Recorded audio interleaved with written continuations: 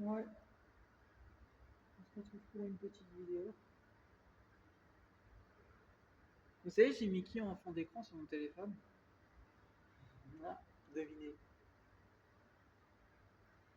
Ça va peut-être vous surprendre. Ah, j'ai mis Giorgia Meloni.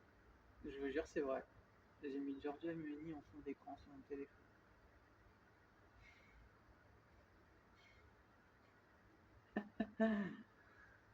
Je vous jure, je vous mens pas, c'est juré devant Dieu. J'ai mis Giorgia Meloni sur mon écran de téléphone. J'avais une photo et j'aime bien cette photo. Du coup, je l'ai mise en fond d'écran. Voilà.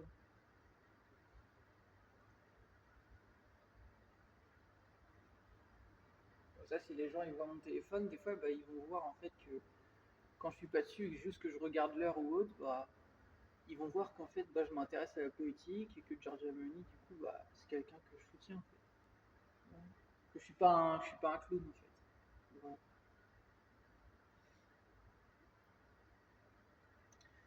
Du coup, qu'est-ce que je voulais vous dire en vidéo?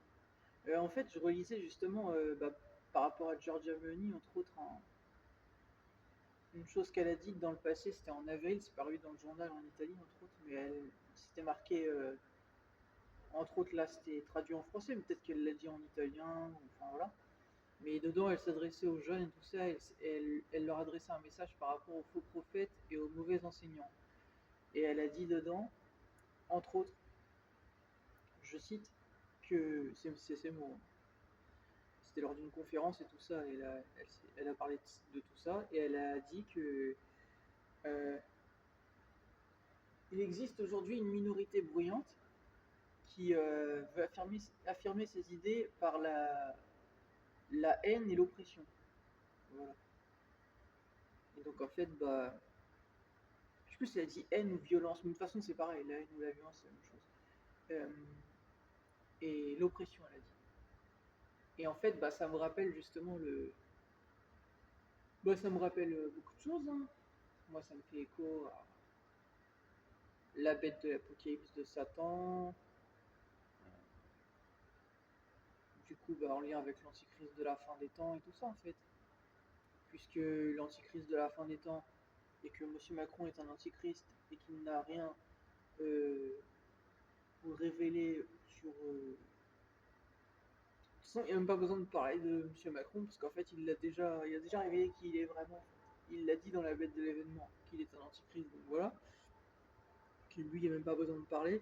Mais en fait, bah, tout ça, en fait, fait écho justement à, bah, en fait, au fait de vouloir, bah oui, d'une façon, pardon, imposer les choses par la force, en fait. Voilà. Donc, bah oui, quand on connaît la description, tout ça, bah oui. Voilà, donc, bah, vous voyez qu'elle a pris position et elle sait, en fait. Elle sait que elle doit savoir sur les prophéties et tout un tas de choses. Parce qu'en fait, de base, c'est une conservatrice, donc en fait, bah, même tout ce qui touche aux prophéties et tout ça, je pense qu'elle y est quand même intéressée, en fait. Parce qu'il se peut même que, bah, déjà dans les prophéties de la fin des temps, il y a des choses qui se rapportent à l'Italie, entre autres, donc déjà ça concerne l'Italie, donc elle, ça la concerne. Mais en plus de ça, des fois il y a des prophéties, des fois il y a des choses qui sont écrites sur des écrits saints, ou même des prophéties de la fin des temps qui concernent des choses en lien avec l'Italie, mais particulièrement. Par exemple, dans la prophétie du grand monarque, ça parle de Naples à un moment donné. Je sais pas si vous avez peut-être prêté attention, mais moi je l'ai lu cette prophétie. Bah, ça parle il y a un passage où ça parle de Naples, voilà. Donc les gens qui ne savent pas, Naples, donc c'est Napoli, ça se dit comme ça en italien, c'est une ville en Italie, voilà. Naples, c'est après Rome. Moi j'y suis allé, donc je connais. Voilà, bah, c'est après Rome. Vous prenez, si vous venez en train, vous allez à Rome et après vous descendez Rome et c'est juste en dessous de Rome. C'est un peu plus loin. Voilà.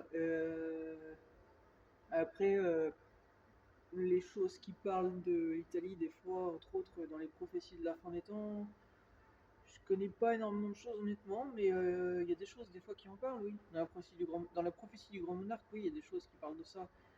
Ça concerne entre autres Rome et Florence, voilà, du fait qu'ils sont menacés de destruction, voilà, par l'antichrist de la fin des temps. Voilà. Parce que soi-disant, bah, soi-disant, dans cette prophétie, il est dit que il fera brûler Rome et Florence. Voilà. Et c'est écrit précisément, et on pourra semer le sel sur leur emplacement. Voilà. C'est pas des écrits saints, c'est une prophétie.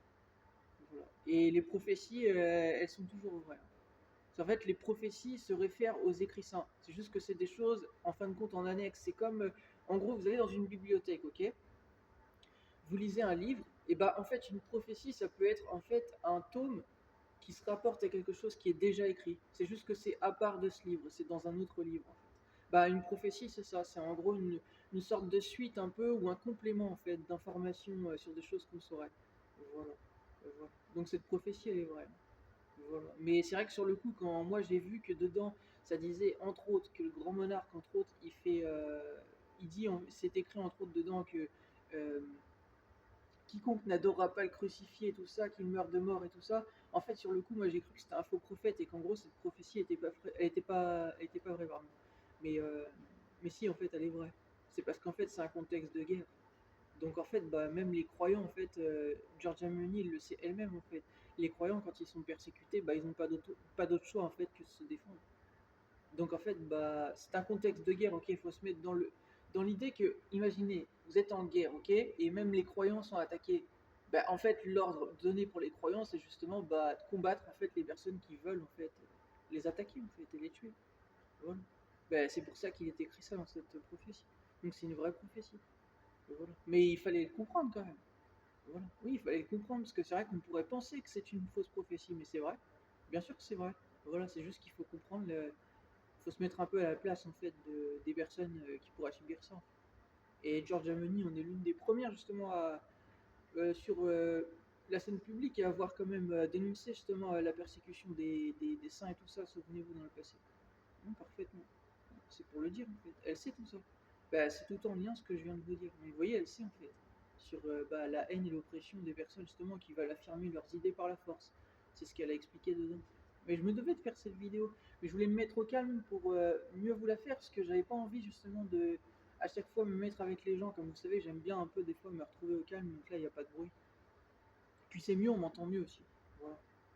Voilà. Mais en tout cas, c'était quand même pour rappeler ça. Voilà. Qu'est-ce que j'ai d'autre à vous dire? Rien de spécial, mais en tout cas c'était pour rappeler ça quand même. J'ai relu un petit peu, pas tout, mais une partie un peu de ce qu'elle avait dit, concernant ceci. Ah oui, tiens, d'ailleurs, quand j'avais été à Naples, moi, ça doit être une italienne, et il y a les photos sur Facebook. Bah, en fait, j'étais en train de faire une vidéo à un moment donné, et bah, en fait, il y a une fille à un moment donné, elle était avec deux autres filles avec elle, et elle se met à passer devant ma vidéo comme ça. Et donc moi, bah, je dis rien, je continue ce que j'étais en train de faire. Et puis après, elle revient et elle me fait comme ça dans la vidéo. Je veux dire, c'est vrai. Du coup, on l'a vu sur la vidéo. Bon, j'ai pas pu vous la partager la vidéo parce qu'elle était longue, donc c'était un peu compliqué de pouvoir la partager. Mais par contre, j'avais fait une capture d'écran et c'est sur Facebook, parfaitement. Vous allez sur le profil, entre autres, Newton Anthony, normalement, si je me trompe pas. Voilà. Et dans mes photos de profil, vous avez une photo avec une fille qui fait ça. Bah, je crois que c'est une italienne. Voilà. Oui, ça doit être une italienne, puisque euh, sur le coup, elle passait devant moi et tout, et je crois qu'il me semble qu'elle m'a parlé italien brièvement, brièvement. Voilà. Voilà. Et ouais, ça m'a surpris sur le coup. Ah, ah. Voilà, voilà. Hmm, qu'est-ce que je voulais vous dire en plus?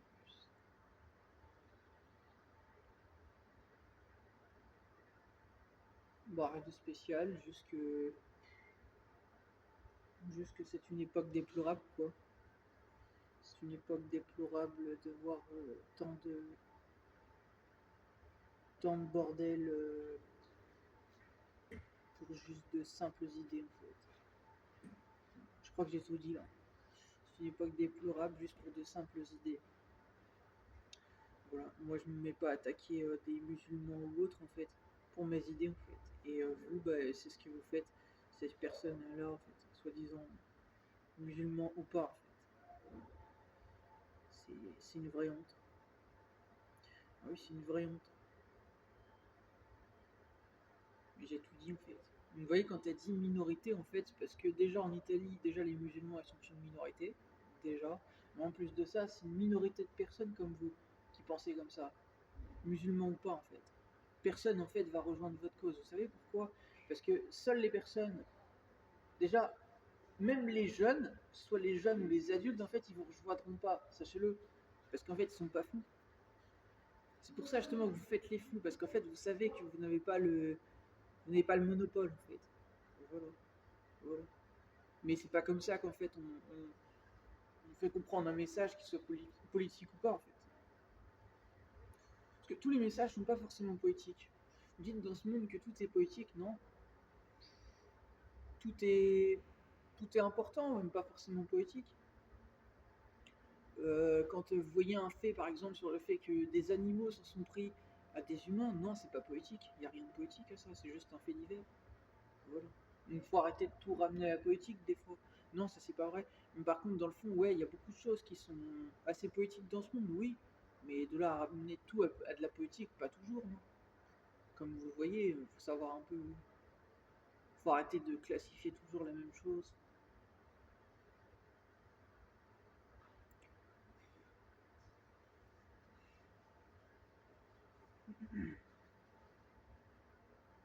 Voilà.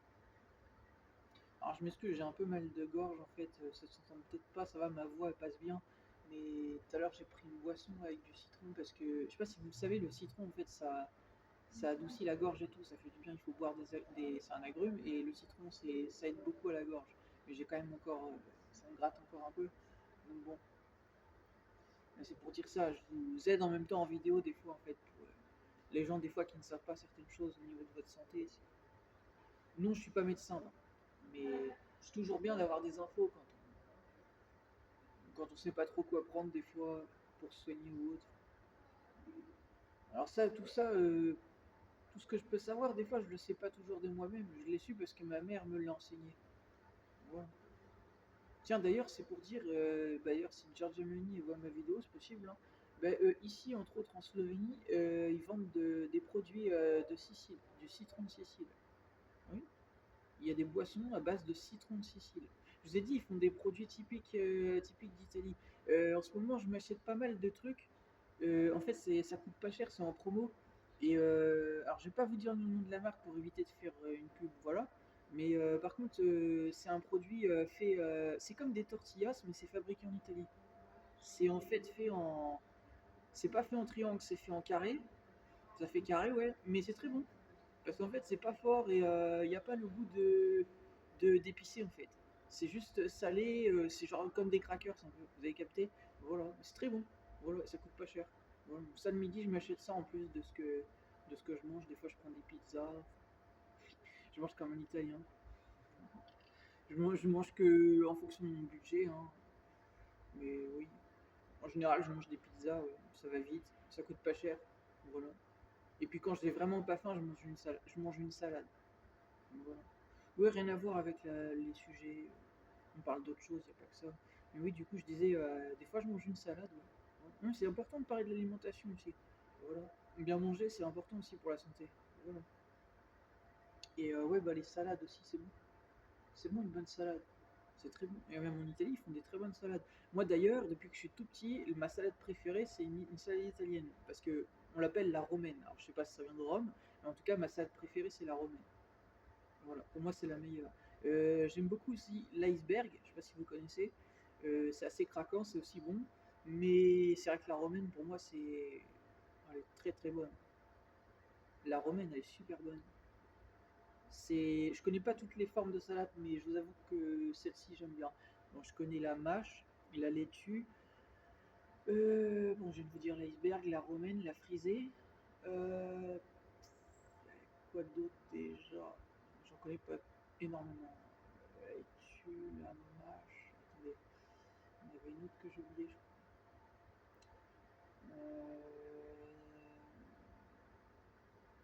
Je sais plus.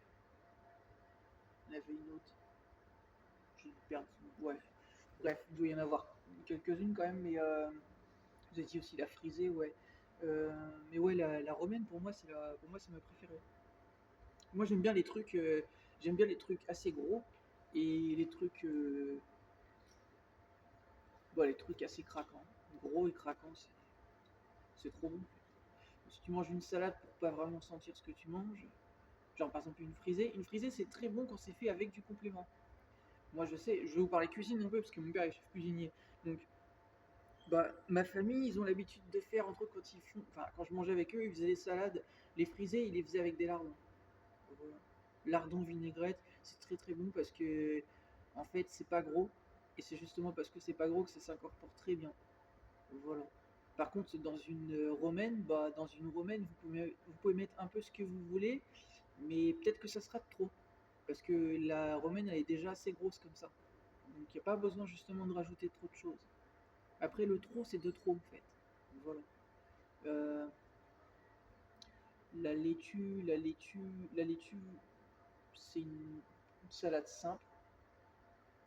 La, j'ai dit la frisée, la laitue. La mâche, elle peut se manger avec des gésiers. Ma famille, ils ont l'habitude de la faire avec des gésiers. Vous connaissez les gésiers? Ça peut se faire gésier de volaille ou gésier de... comment on appelle ça? Attendez, c'est gésier de quoi déjà? Alors moi, je suis pas musulman, donc je mange ce que je veux. Mais il y a des gésiers de volaille ou des gésiers de... Je sais plus si... Non, c'est pas de porc. Non, non, c'est un autre truc. Il y a gésier de volaille et il y a un autre type de gésier, je sais plus lequel. Alors si vous connaissez pas les gésiers, c'est très bon. Dans une salade, à manger avec une mâche, c'est très bon. La mâche, pour les gens qui ne savent pas, hein, si vous faites pas de cuisine, c'est une salade où en fait les feuilles sont tout à plat. Voilà, et c'est petit et ça se mange. Ça se mange. Ça se mange facilement. En général, on fait ça ouais avant de manger le plat. Voilà. Une salade, c'est très bon. Voilà. Et bah, vous voyez, avec du citron de Sicile, ouais, ça doit être très bon. J'ai jamais goûté, mais ça doit être très bon. Citron de Sicile, ouais, je me demande comment il doit être. Il suffit de tester, hein. Vous voyez, j'ai pas testé, mais peut-être un jour. Un jour, peut-être, je testerai et tout. Mais c'est vrai que j'achète en fonction de mon budget. J'évite d'acheter des trucs, voilà, qui pourraient pas vraiment me servir sur le coup. Mais peut-être un jour, peut-être j'aurai l'opportunité de goûter moi-même.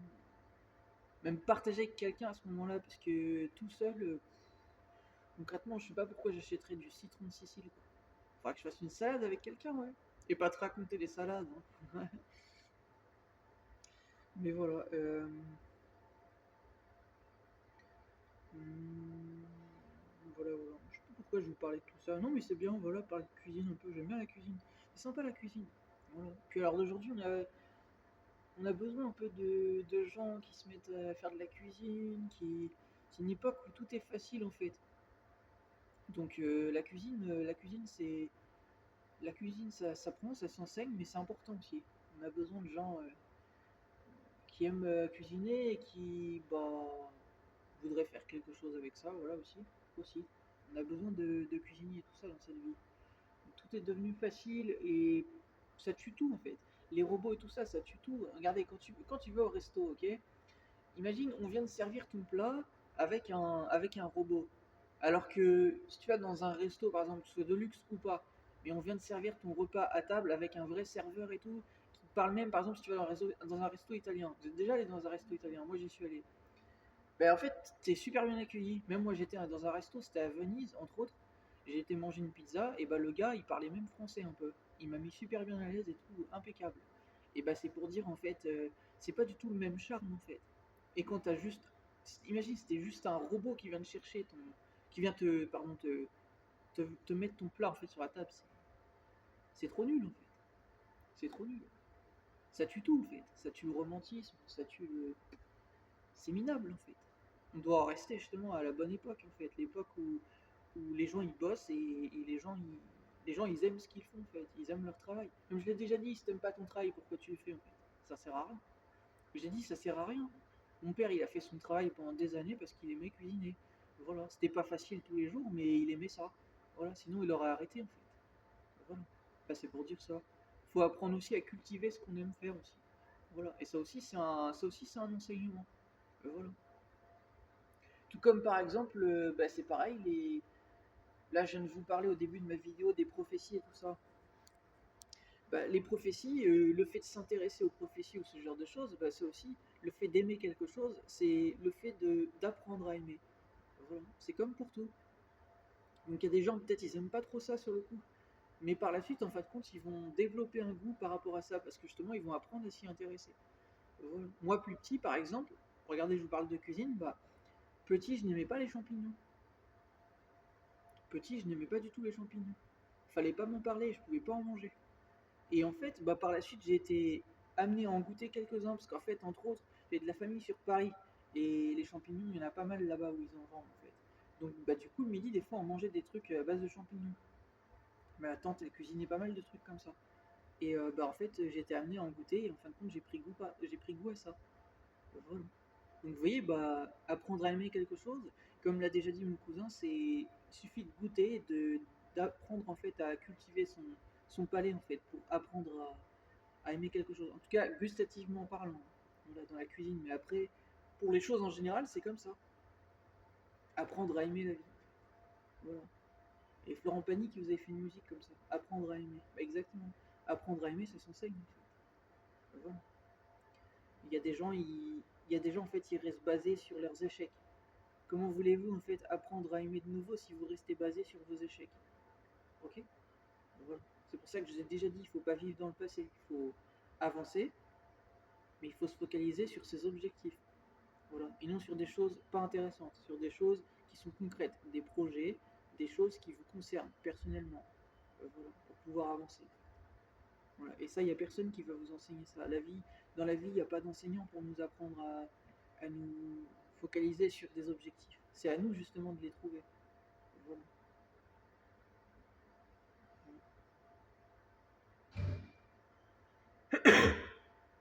Donc voilà, donc c'était pour vous dire tout ça.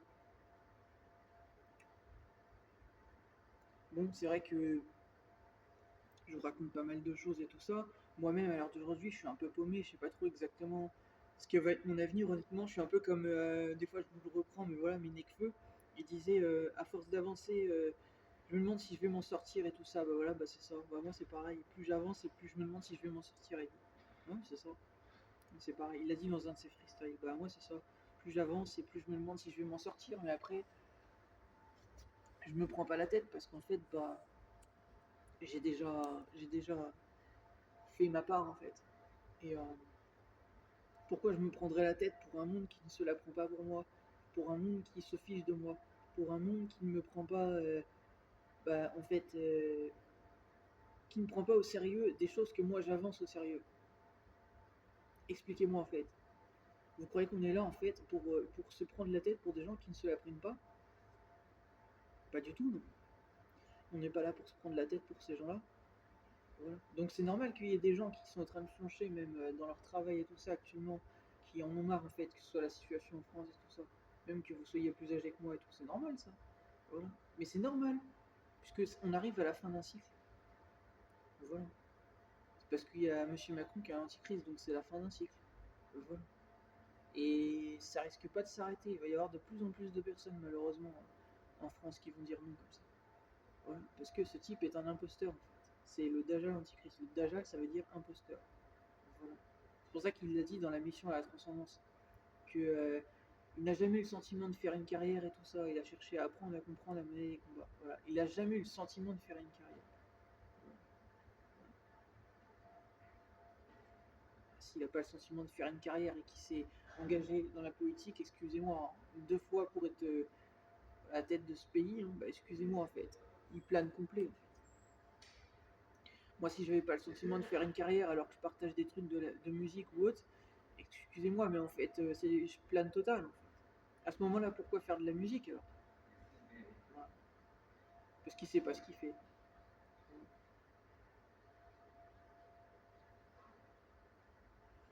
Je viens de vous le dire, il ne sait pas ce qu'il fait. Moi, je sais ce que je fais. Je sais, je connais mes idées et je sais ce qui est sérieux et ce qui ne l'est pas. En fait. Voilà, je perds pas mon temps. Lui, il perd son temps. Voilà. Voilà, il perd son temps. Et c'est parce qu'il perd son temps et qu'il sait pas quoi faire que du coup il essaye d'amener les gens à se perdre avec lui. N'oubliez pas, c'est la mission de l'Antichrist, de perdre les âmes. Et voilà. C'est son but, d'amener le plus de personnes avec lui à en fait se perdre et faire n'importe quoi. Voilà. Mais comme elle l'a dit, entre autres, Giorgia Meloni, c'est une minorité de personnes. Voilà. Vous n'êtes pas toutes et tous comme ça. Et heureusement, heureusement. Voilà. Mais les gens en ont marre en fait. On se demande, oui, tout le monde, on se demande comment c'est possible qu'un type pareil en fait puisse euh, avoir, bref, être à la tête d'un pays et de semer le bordel comme ça en fait. Comment est-ce possible que même des gens le laissent au pouvoir? Oui, on n'est pas responsable de ça. Moi, je suis pas un politique. Si je l'étais, je l'aurais fait virer depuis longtemps, mais je ne le suis pas. Donc, voilà. C'est pour ça, encore une fois, que je vous ai dit qu'il faut encourager Donald Trump à avoir peut-être une force politique pour pouvoir le virer. Parce que lui, il a fait arrêter des personnes qui ont fraudé aux élections et tout ça. Mais peut-être qu'il va pouvoir faire quelque chose. Voilà. Ou même Georgia, à vous de soutenir Georgia Meloni aussi. Vous en savez rien, peut-être qu'elle peut faire quelque chose puisque la France et l'Italie actuellement font partie de l'Union Européenne. Voilà, peut-être qu'elle peut faire quelque chose. C'est à vous de la soutenir. Voilà.